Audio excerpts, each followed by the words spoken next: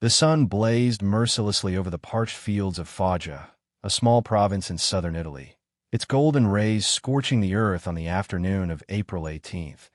Inspector Vincent Moretti stood on the cracked asphalt of the Bari highway, his silhouette stark against the shimmering heat waves. Before him, a sleek Alfa Romeo lay crumpled in a ditch, half submerged in murky water 1.5 meters deep. The acrid stench of burnt rubber and damp earth stung his nostrils, mingling with the ceaseless drone of cicadas hidden in the roadside brush. To the untrained eye, it was just another tragic accident, a driver losing control under the unrelenting sun. But Vincent's sharp gaze, honed by years of unraveling mysteries, caught something off kilter, like a discordant note in a familiar melody. A chill crept up his spine, whispering that this was no ordinary crash.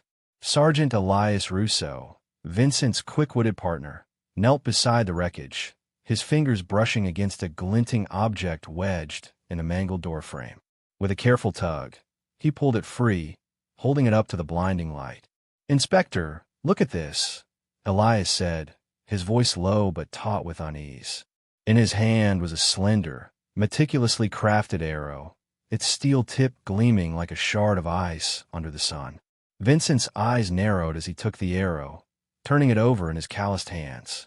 The craftsmanship was exquisite, almost ceremonial, yet its purpose was unmistakably lethal. "An arrow," he murmured, a cold dread pooling in his gut. "Is this what killed the driver?" Elias shook his head, his jaw tight. "Not directly. It shattered the windshield.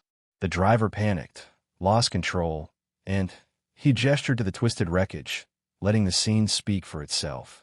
Vincent's gaze swept across the endless fields, golden wheat swaying under the weight of the heat.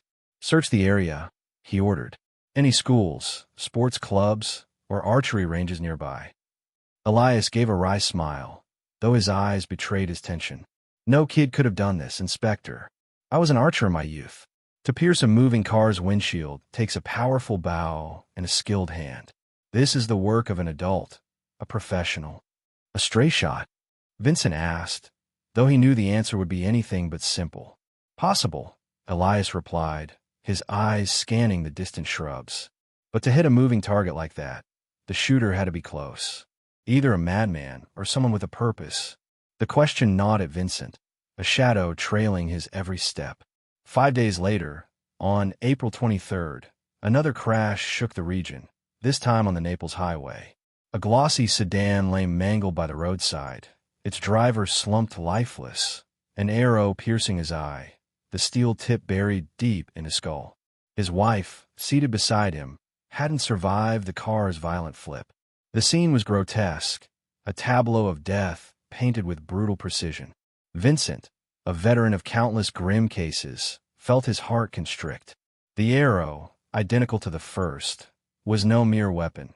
It was a work of art, its beauty as chilling as its intent. By May 1st, fear gripped Foggia like a vice. A third incident, a Fiat smashed into a roadside tree, its front tire punctured by an arrow, confirmed the worst.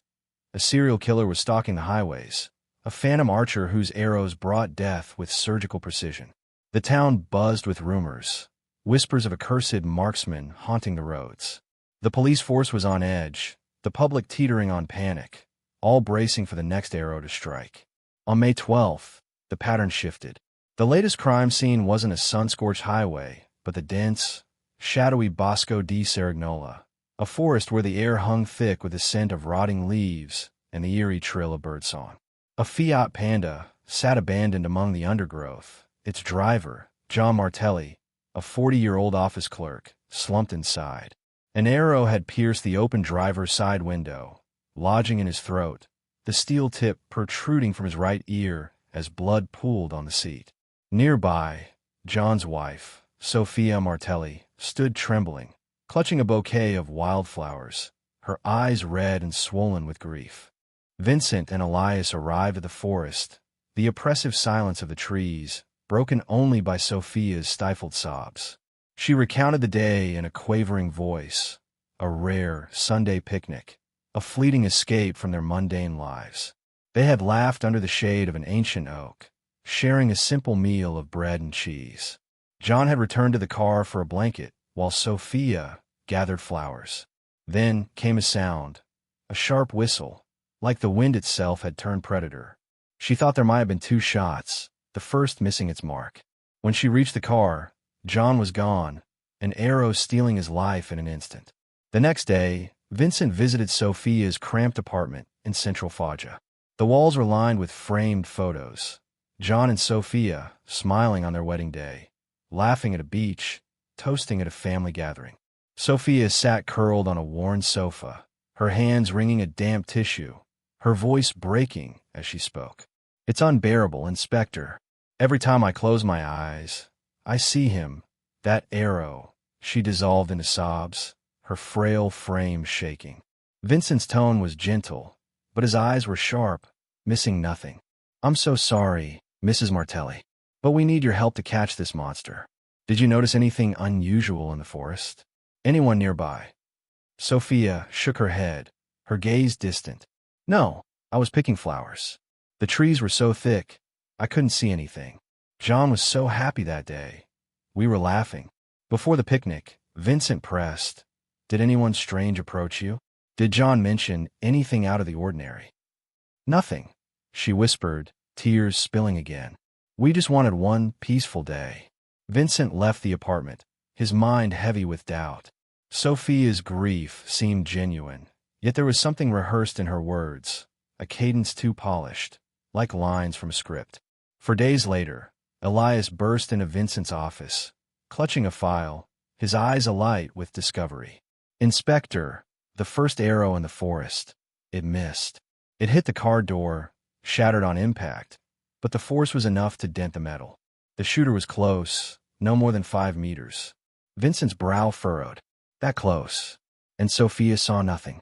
"Exactly," Elias said, his voice brimming with excitement.